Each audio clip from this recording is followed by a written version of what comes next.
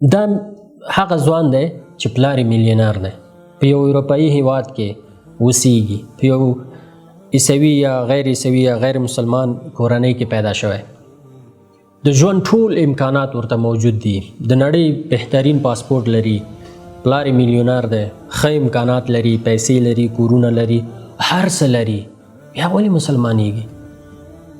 یعنی دوی هر څه ته لاسرسی لري، که هغه قمار دی، شراب ده، که هغه زنا ده، نړۍ کې ګرځېدل، هر څه ته دوی لاسرسی لري، خو بیا هم راځي اسلام خو داسې یو دین دی چې خلک سختۍ دین دی، اسلام خو د وحشت دین دی، اسلام همدا ده؟ نه، نو ولې دا خلک راځي داسې یو دین چې نړۍ ورته وایي چې دا د وحشیانو دین دی، دا 1400 کاله شاته پاتې دین دی او دا خلک شاته وړي، د پرمختګ خلاف دی. نو بیا دغه ځوانان، دغه پوه خلک، دغه پروفیسران، دغه میلیونران، دغه کششان، دغه د عیسویت راهبان، دوی نو بیا ولې مسلمانېږي؟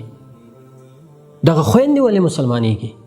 اسلام خو په ښځو باندې د بعضو خلکو د بعض چې وایي چې اسلام په ښځو باندې ډېر سختي راوستې ده او دا یې راوستې دا یې راوستې، نو بیا دومره خویندې ولې مسلمانېږي؟ ځکه د دوی په زړونو کې یوه نقطه ده، هغه ایمان ده، یوه برخه ده چې هغه ایمان ده. کله چې یو انسان مسلمانېږي د هغې زړه سکون پیدا کوي، دوی خپل هدف باندې پوهېږي.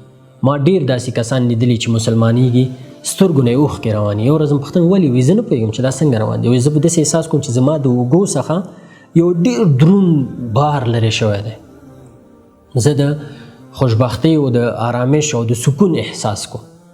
ولې؟ اسلام د کلمې د وجې، فکر وکړئ یوه کلمې د وجې. دوی بیا داسې مسلمانان دي چې هر څه نه خبرې، دوی بیا علمي مسلمانان دي، دوی بیا د نړۍ هر څه تجربه کړي، راځي مسلماني. حتی تاسو کېدای شي لیدلي مې 96 کلنه مېرمنه مسلمانه شوې او څو میاشتې بعد وفات شوې ده. خاتمه ډېره مهمه ده.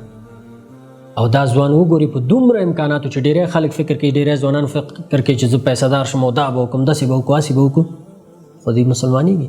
دوی په اسلام کې په مال، دولت، پیسې، قدرت، دوی کې سکون نشته. په حرامو دي چې ګټلي خو بیخي پکې سکون نشته. بیا چې په حلال یې وګټي، په حرامو یې مصرفوي، بیا هم پکې سکون نشته. سکون په څه شي کې دی؟ اسلام. ځکه ته د خپل ژوند په هدف پوهېږي. یو ځوان مسلمان شوی ما ته پوښتنه وکړه د قرآن په اړه، ما ته وایي دا داسې دی لکه یو انسان ته یو پلار غوندې تا ته وایي چې دا کار مه کوه، دا کار وکړه، دغې هدف لپاره پیدا شوی، هدف دې دا دی، دغه ستاسو هدف دی، دغه لاره کې چې ځې دغه کارونه وکړه، دا وکړه، ستا په ګټه دی، دا مه کوه ستا په تاوان دی، هر څه درته ښیي، ته پوهېږي چې زه چېرته روان یم، ولې پیدا شوی یم او څه کوم. دا مهم دی.